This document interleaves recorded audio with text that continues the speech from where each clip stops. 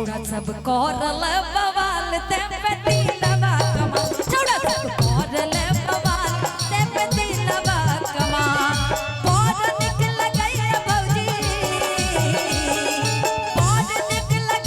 भौजी गोरे गोरे गाल ते पे दिलवा कमा छौड़ा सब करल बवाल ते पे दिलवा कमा छौड़ा सब करल बवाल ते पे दिलवा कमा। अयो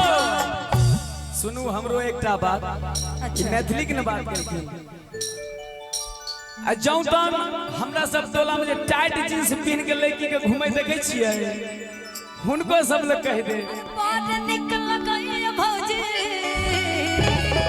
पार निकल गई भौजी गोरे गोरे गाल ते पे दिलवा कमा छौड़ा सब करैया बवाल ते पे दिलवा कमा छौड़ा सब करैया बवाल ते पे दिलवा ऐसे नहीं। अच्छा ये मैथिली गाना है पक्का?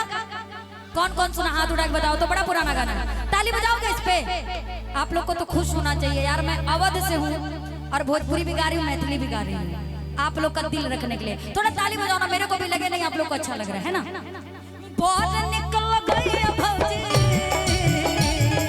बहुत निकल गई भौजी गोरे गोरे गाल ते पे दिलवा कमा छौड़ा सब करैया बवाल ते पे दिलवा कमा छौड़ा सब करैया बवाल ते पे दिलवा कमाल।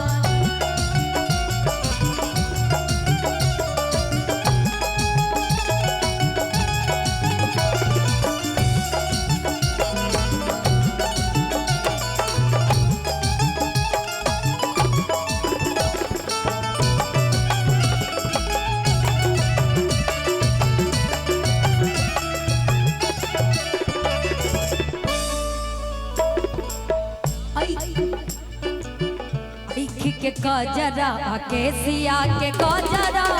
बड़ निकला गे भौजी के नखरा